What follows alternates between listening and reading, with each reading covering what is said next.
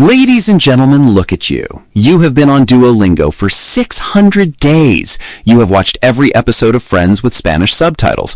You even changed your phone's language setting to French for 3 hours before panicking and changing it back because you couldn't find the calculator. And yet, you still order a coffee in Paris and the waiter looks at you like you just insulted his ancestors. It is the universal human experience. We all think we are one flashcard away from fluency, and then reality hits us in the face with a conjugation table. Tonight, we are digging into the painful scientific reality of why you still don't speak that language you promised yourself you would learn in 2015.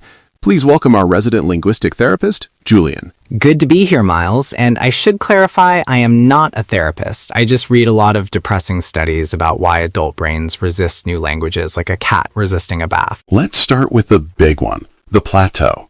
I feel like everyone hits this wall where they learn how to say, "Where is the library?" and "I would like one beer." And then suddenly, progress just stops. It is like running into an invisible force field of incompetence. That is actually a documented phenomenon. Linguists call it the Intermediate Plateau. And the reason it happens is mathematical. It is something called Ziff's law. Ziff's law sounds like a rule about how fast you can unzip a jacket. It is unfortunately much more boring and much more difficult to overcome. Ziff's law states that the most frequent word in the language is used twice as often as the second most frequent word, and 3 times as often as the third, and so on. So in English, the word the accounts for about 7% of all words spoken. 7%? We are wasting 7% of our breath on the? Exactly. So here is the trap. You learn the top 100 words, the, of, and to, and you can suddenly understand 50% of everything you hear. You feel like a genius. You think, I am halfway there. But you are not halfway there. You are halfway to sounding like a toddler. Precisely. To understand 98% of a language, which is what you need to actually watch a movie without a headache, you need to learn tens of thousands of words. The curve goes from a gentle hill to a vertical cliff. You have to put in exponential effort for diminishing returns.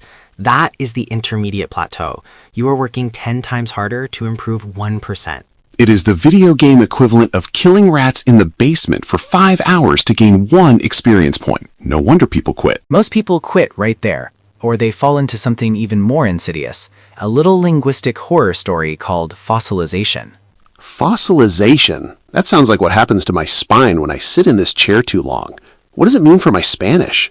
The term was coined by a linguist named Larry Sillinker in the 70s. Basically, your brain is an efficiency machine. Its only goal is communication. So let's say you are in Italy and you say, "Me want pizza now." Me want pizza now. Efficient. Direct. I see no problem. And the waiter brings you the pizza, your brain goes, "Success, we got the calories." It marks that grammatical disaster as a winning strategy. If you keep saying "me want pizza" and keep getting pizza, your brain cements that error. It fossilizes. It becomes structurally impossible for you to unlearn it because it works. So my brain is a lazy contractor. It just duct tapes the sentence together and says, "It holds, let's go to lunch." That is exactly what it is. And unless someone explicitly corrects you, which feels rude in social situations, you will never fix it. You will be the "me want pizza" guy forever. I feel attacked. But okay, let's pivot to the people listening who are trying to learn English, because English seems specifically designed to make people cry. I read somewhere that English is basically 3 languages wearing a trench coat. It is a Frankenstein monster of a language. If you look at the history, it explains the chaos. We had the Germanic roots from the Anglo-Saxons, then the Vikings came in with Old Norse, and then in 1066, the French invaded and brought Norman French. 1066. The year spelling died. It really was. That is why we have this bizarre disconnect between how a word looks and how it sounds. We kept the Germanic pronunciation for the common people, but we adopted the French spelling for the aristocracy and the courts. Give us an example of this aristocratic nonsense. Take the word doubt. D-O-U-B-T. That B is silent. It does not need to be there. But medieval scribes wanted to show off that they knew Latin, so they inserted the B to link it to the Latin word dubitare. It was literally an academic flex that we are all still paying for. So every time a 3rd grader fails a spelling test, it is because a monk in the 14th century was being a snob. Yes, and consider the word kernel, C-O-L-O-N-E-L. We pronounce it kernel, like a piece of corn. Why? Because we took the spelling from the French, but we took the pronunciation from the Italian, colonnello, and then the Spanish corruption of it, and then the British just gave up and said colonel. It is gaslighting. The entire language is gaslighting us. Read rhymes with lead, but red rhymes with lead. And rough, though, thought, and through all end in OUGH, but none of them rhyme. It is a nightmare for non-native speakers. But there's also a psychological element here, right? It isn't just that the spelling is stupid or the grammar is hard. There is something happening in our heads when we try to speak. I have friends who can read a French newspaper, but freeze up the second a waiter asks them a question. Ah, yes, the bouncer in your brain. This is Stephen Krashen's affective filter hypothesis. I love this theory. The affective filter sounds like a setting on Instagram that makes you look sadder. Krashen proposed that negative emotions, anxiety, stress, boredom, fear of looking stupid, act like a physical barrier in the brain. When your anxiety is high, the filter goes up. Input hits that wall and bounces off. You literally cannot acquire the language because your brain is in fight or flight mode. This explains everything. The second I try to speak German, my brain thinks I am being hunted by a bear.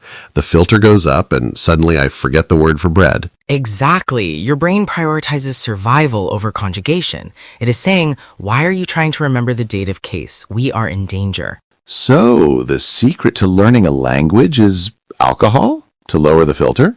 There is actually anecdotal evidence that a slight buzz improves pronunciation because it lowers inhibition. But the healthier way is just to care less.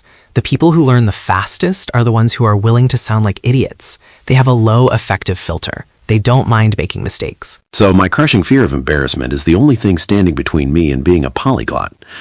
That and the monk who put the B in doubt. It is a combination, and we have to talk about age because everyone uses age as an excuse.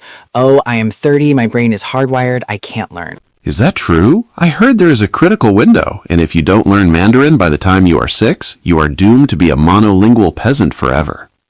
Not exactly doomed, but there was a massive study by MIT. They had something like 600,000 participants that found the ability to achieve native level grammar does start to drop off, but not at 6. It holds steady until about 17 or 18.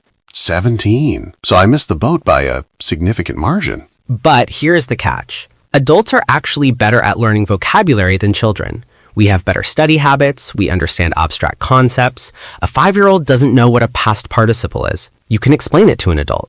The problem is not ability, it is time and necessity. Right. A 5-year-old learns English because if they don't, they won't get any snacks. I learn Italian because I watched The White Lotus and thought it looked cool. The stakes are different. And the inputs are different. A child gets thousands of hours of input from parents who simplify their speech. They call it motherese. Look at the doggy. Adults don't get that. We get thrown into a business meeting or a fast-paced movie. We don't get the soft landing. So we need to treat ourselves like babies? I need someone to look at me and say, look at the beer. Miles want the beer. Honestly, yes. Comprehensible input. That is the gold standard. You need to consume content that is just slightly above your current level. If it is too hard, the filter goes up. If it is too easy, you don't learn. You need the Goldilocks zone. This all sounds exhausting. I'm realizing now that my failure isn't because I am stupid, it is because the entire deck is stacked against me by biology, history, and statistics. It is, but that should be liberating. You are fighting millions of years of evolution and hundreds of years of linguistic nonsense. If you can order a sandwich and only get 60% of the ingredients wrong, you are a hero. I will take that. I will be the hero of the ham and cheese sandwich. Jillian, thank you for making us feel justified in our mediocrity. My pleasure. Just remember, if you make a mistake, blame the Norman Conquest. Done. Blame the French. Always a solid strategy.